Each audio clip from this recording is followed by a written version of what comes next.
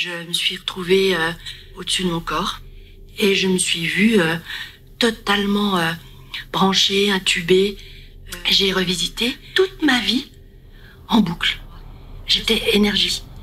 J'étais en fait une étoile. Et j'étais tellement sereine, tellement bien. Je vivais l'espace. Et là, je me suis retrouvée en train d'être aspirée par une lumière qui s'est imposée à moi.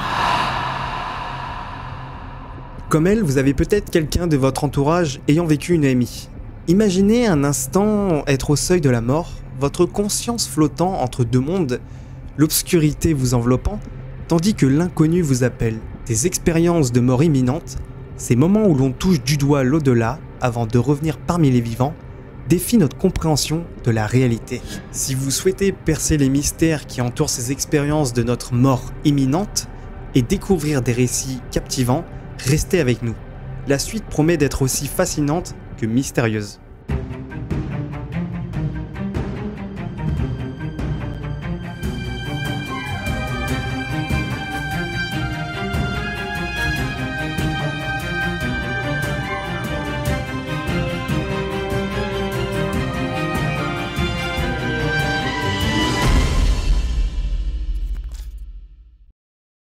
L'expression expérience de mort imminente, EMI, désigne un ensemble de perceptions survenant généralement lorsqu'un individu, appelé expérienceur, est proche de la mort et dans un état de conscience modifié.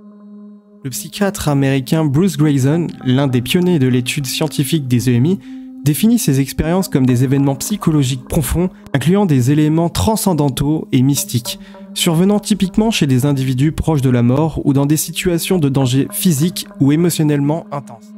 Ces expériences, riches en détails et d'une intensité réelle, peuvent être considérées comme des moments critiques, représentant des événements décisifs dans la vie des expérienceurs. En effet, après leur EMI, ces personnes présentent généralement une moindre crainte de la mort, sont davantage spirituelles et sont moins matérialistes. Une EMI peut donc changer votre perception de la vie à jamais. Ce lien entre les deux mondes si mystérieux et fascinant traverse les âges, laissant une trace indélébile dans les récits de diverses cultures. Depuis les années 70, l'intérêt scientifique pour ce phénomène s'est accru de façon spectaculaire. Le nombre de récits de ceux ayant survécu à des expériences de mort imminente ont alimenté une quête incessante de compréhension. Les chercheurs se sont lancés dans une exploration passionnante pour démystifier ce qui se produit lors de ces événements énigmatiques, dans l'espoir de comprendre ce qui se joue entre ces deux univers parallèles, offrant ainsi une fenêtre fascinante pour ce mystère qui défie toujours notre compréhension. Toutes les personnes ayant survécu à cet événement décrivent la même chose. S'être retrouvées séparées de leur corps, observant la scène se déroulant dans la réalité. On appelle ça le phénomène de décorporation. La décorporation est la capacité à sortir de son corps à volonté. Elle semble d'ailleurs se développer chez les expérienceurs, passant de 8% avant une EMI à 49% après. La science aujourd'hui atteste qu'il s'agit d'un phénomène réel et non d'hallucination, mais est incapable de répondre au pourquoi et comment cela se produit. Et ouais, les concordances des témoignages détruisent la théorie de l'hallucination mystique. La plupart des témoignages rapportent la même chose. Les EMI sont caractérisés par un certain nombre de points communs récurrents vécus par les expérienceurs. Mais surtout, l'évocation de ce voyage ravive énormément d'émotions emblématiques de l'expérience. Mais alors, qu'en disent les personnes qui ont vécu une EMI? Et surtout, qu'est-ce que ça a changé pour eux? Eh bien, certains n'étaient probablement pas prêts à faire le bilan de leur comportement dans cette vie. On rapporte que durant le défilement de leur vie, lorsqu'un expérienceur est en dehors de son corps, il y a quelques aspects dérangeants, notamment ceux qui les obligent à se rendre compte de leurs comportements qui ont pu blesser leur entourage. De nombreux Français ont donc vécu cette expérience qui dépasse la science. Leurs récits font part de similitudes étonnantes, comme par exemple le fait qu'ils se soient retrouvés face à leur corps en état de mort cérébrale. Qu'ils se situent à côté ou encore au-dessus de celui-ci, ces expérienceurs sont capables de décrire avec précision ce qui se passe dans la pièce. Ils y voient les machines, les instruments médicaux et ainsi que les personnes présentes. Imaginez-vous pendant quelques secondes vous retrouver face à votre corps inerte, prenant un petit temps pour réaliser que c'est bien vous, allongé là. La sensation doit être plutôt étrange. Certains expliquent qu'après cette phase de conscience, ils voient leur vie entière défiler comme un film diffusé dans leurs yeux. Ils expliquent également la capacité à se retrouver à des endroits différents extrêmement rapidement le temps d'une pensée, toujours accompagné par une paix intérieure et un sentiment de bien-être très intense. L'impression de faire partie d'un tout est également rapportée, d'être une énergie faisant partie de l'univers, de la Terre et de chaque chose existante. Il n'y a pas que les plantes mystiques qui peuvent nous faire comprendre le sens de la vie. La vision d'une lumière éclatante est également un élément récurrent. Elle est décrite comme aspirante et synonyme d'amour inconditionnel, même si les sensations restent difficiles à décrire car inconnues de notre vivant. Des discussions avec des êtres lumineux ou des proches décédés sont aussi recensées. La communication se ferait par la pensée. Chez certains expérienceurs, le choix de leur retour leur est laissé, et pour d'autres, on leur annonce que leur mission n'est pas terminée sur Terre et qu'ils doivent retourner dans leur corps. Et ce retour est souvent difficile, douloureux, pour les personnes de nouveau dans leur enveloppe corporelle, se sentant à l'étroit et, comme je cite, dans une boîte d'allumettes. Et c'est aussi le retour des douleurs physiques qui s'ajoutent à ce mal-être instantané. Le docteur François Lallier est un spécialiste des EMI qui a osé consacrer sa thèse de médecine à cette thématique inhabituelle.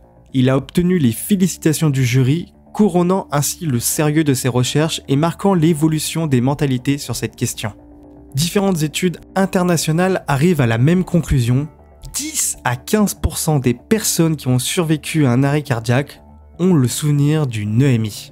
C'est assez conséquent, vous ne trouvez pas? En France, elle représente à peu près l'équivalent de Paris. Ce qui veut dire que tout le monde a obligatoirement dans son entourage une personne qui a vécu une expérience de mort imminente. L'hypothèse du docteur Lallier est également l'une des conclusions de sa thèse et que tout le monde vit dans une EMI lors d'un arrêt cardiaque. Mais tout le monde ne s'en souvient pas.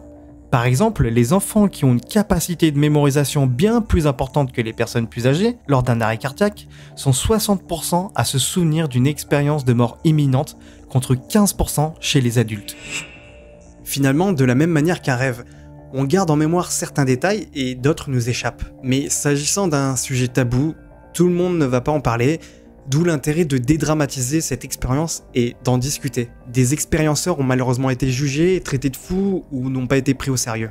C'est finalement la réaction typique de l'être humain lorsqu'il ne comprend pas quelque chose. Les chercheurs ont identifié que les souvenirs d'EMI diffèrent des souvenirs réels ou imaginaires car l'intensité y est bien plus importante. Les émotions sont plus riches, tout comme les informations sensorielles. Ce qui n'a rien à voir avec l'agitation et la confusion des hallucinations provoquées par un manque d'oxygène. Dites-vous bien que ce phénomène est pris au sérieux au point où il existe actuellement un questionnaire créé par le psychiatre américain Bruce Greyson, spécialiste de renommée mondiale, qui permet de déterminer si vous avez fait une EMI. De plus, il existe des centres de recherche sur ce phénomène un peu partout dans le monde où des spécialistes tentent de percer le mystère. L'un d'eux, un des plus grands d'Europe, se situe à Liège. Grâce à la technologie moderne, des neurologues essaient de voir ce qu'il se passe au niveau cérébral lors d'une EMI, ce qui est encore aujourd'hui non élucidé. Les spécialistes ne parviennent pas à expliquer ces visions, alors que le cerveau n'est plus irrigué par le système vasculaire. La difficulté de ces recherches repose sur le fait qu'il est impossible de prendre des mesures à l'aide d'électrodes sur un patient en urgence vitale. Elles sont donc réalisées après le rétablissement. Dans le monde des scientifiques, le phénomène des EMI est mal perçu et souvent dénigré. Mais pourquoi? Il s'agit tout d'abord d'un tabou car c'est quelque chose d'incompris et que cela touche en quelque sorte des dogmes religieux puisque la sensation de bien-être ressentie, la lumière aperçue, les êtres de lumière, la version d'un monde paradisiaque renvoie au paradis. Certains vont même raconter avoir vu Dieu, Jésus, et cela braque beaucoup de médecins car pour eux les EMI viennent des religions. Mais toutes les études vont s'accorder à dire que quelles que soient les croyances de la personne, tout le monde vit la même expérience et à la même fréquence, c'est-à-dire que la religion n'est pas un facteur. Le cardiologue Pim van Lommel, la référence mondiale sur les EMI, a publié une étude en 2001 démontrant que l'on peut être conscient pendant une période où toutes les fonctions cérébrales ont cessé de fonctionner. Ce qui a complètement bouleversé le monde médical. Car oui, ça signifierait que contrairement à ce qui est enseigné au corps médical, la conscience n'est pas le résultat du fonctionnement cérébral. Si c'était le cas, cet état de conscience élargi ne pourrait exister en état inconscient physiquement à cause d'un manque de circulation sanguine et respiratoire. Les personnes en arrêt cardiaque sont en mort clinique. Si une réanimation n'est pas entamée dans les 5 à 10 minutes, elles meurent. Et de plus, il a été prouvé que les personnes sujettes aux hallucinations avec des antécédents psychiatriques, neurologiques ou sous divers traitements étaient beaucoup moins sujets aux EMI. Cette théorie a donc été définitivement bannie. Mais ça apporte une autre information très importante. Il faut un cerveau en bon état de fonctionnement pour se souvenir d'une EMI. Une autre particularité de ce phénomène est que les personnes l'ayant vécu s'en souviennent parfaitement des dizaines d'années plus tard. Le souvenir d'une EMI reste intact. Peut-on en dire autant des autres événements que nous avons vécus il y a très longtemps? Des études menées sur des centaines de personnes ayant subi un arrêt cardiaque démontrent que le temps d'inconscience, la gravité des lésions, le temps de coma, le temps de récupération ou encore les traitements nécessaires au rétablissement n'étaient en aucun cas des points communs entre les expérienceurs. Alors, comme tout bon cartésien qui se respecte, je me suis tout d'abord dit que les EMI, c'était probablement des hallucinations ou des rêves. Mais en fait, comme on l'a dit, pour ça, il faut un cerveau en état de marche, et ce qui n'est pas le cas lors d'un arrêt cardiaque. Un arrêt cardiaque ou autre chose, par exemple. C'est donc après avoir mené des recherches sur le sujet que je me suis rendu compte qu'il s'agissait d'événements incontestables, mais toujours inexplicables par la science. Car malgré toutes les recherches au niveau mondial, les EMI demeurent pour l'heure un mystère pour l'humanité. Bon, la morale dans tout ça, c'est que malgré les effets psychologiques positifs à long terme sur les personnes ayant vécu une EMI, et notamment en ce qui concerne leur comportement dépourvu de méchanceté, c'est qu'il est important de souligner qu'il n'est pas nécessaire de mourir pour se rendre compte de nos comportements inappropriés ou blessants. Être quelqu'un de meilleur, c'est à la portée de tous. Encore faut-il mettre son ego de côté et réaliser, sans que l'on fasse défiler notre vie sous nos yeux, que nous avons eu tort.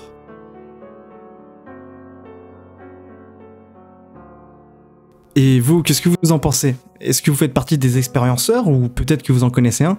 Manifestez-vous dans les commentaires si c'est le cas, j'aimerais beaucoup lire vos témoignages.